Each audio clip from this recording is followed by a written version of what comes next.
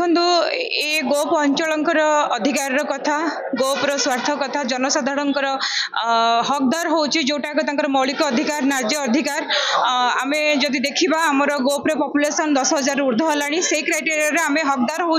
जे गोप को गोटे एनएससी घोषणा करा जाऊ जोटा कि ये पानीय जल व्यवस्था हम लाइटर व्यवस्था हम शिक्षा गमनागमन ठूँ आरंभ कर एनएससी जहाँ हकदार सब ये साधारण लोक पाइबा माने उपयुक्त अच्छा पाइबे बेसिकली आशा करुच्ची जेहेतु आम अंचल डेपुटी सीएम अच्छा राज्य सरकार उपमुख्यमंत्री अच्छा सी आम कथाटी ग्रहण करेंगे यथाशीघ्र आपको मान्यता देवे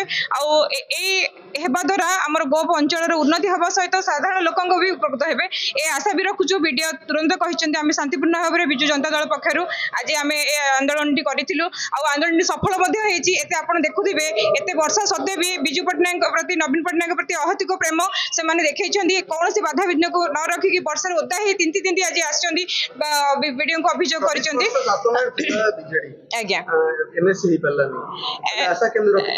देखो से पपुलेसन थिला कम थिला तेणु पंचायत रे चली तेणु वर्तमान आम अनुभव करुचु जेहेतु ए ब्लॉक टी आमर 3टी विधायक आउ 3टी एमपी समस्त को नहीं एत बड़ अंचल को मैनेज करवा ठीक होनी तेणु एनएससी टाक हकदार होची और एनएससी आम दाबी रखीचु विगत कथा हेनी एबे आरंभ करिचु आशा भी रखीचु निश्चय सफल हम उपमुख्यमंत्री भी आपको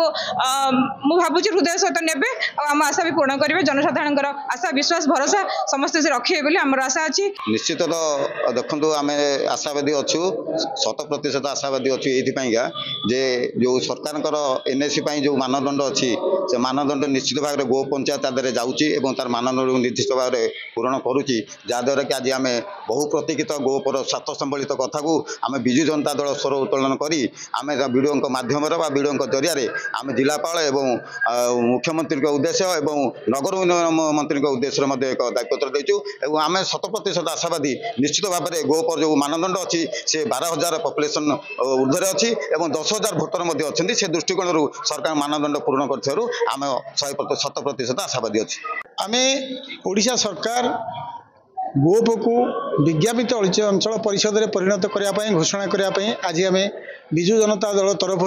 एक आह्वान देथिलु एवं से आह्वान क्रमे आज आम आसी वीडियो माध्यम माननीय मुख्यमंत्री उद्देश्य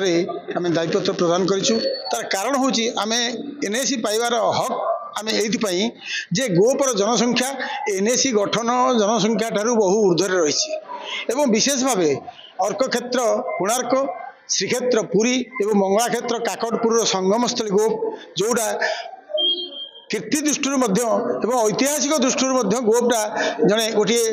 सुंदर एनएससी हमार योग्यता हासिल कर बाट अच्छी तेणु सरकार को आम दाबी यहाँ यथाशीघ्र गोप को एनएससी साधारण लोक सहरांचल सुविधा को उपलब्ध करूँ ये आज आम शोभा यात्रा आसी शांतिपूर्ण भाव में एक शोभा यात्रा पहुंची ब्लॉक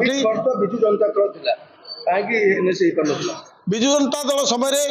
नूतन एनएससी किसी होता केतोटी प्रस्ताव दिखाई जोटा कि से प्रस्ताव बर्तमान कार्यकारी होती सरकार किसी बाद देती किंतु किसी अल्प किसी करें 2016 मसीह गणमाध्यम माध्यम से कथा को आरंभ करूँ सरकार से कथा विचार को नहीं घोषणा न पुनर्बार जेहेतु ओडिशा सरकार बर्तमान से जो प्रस्ताव को अनुमोदन लाभ करें पुनर्बार दाबी करुँ गोप को मान्यता दि जाऊ एवं विज्ञापित अंचल परिषद प्रतिष्ठा पूर्ण सहयोग कर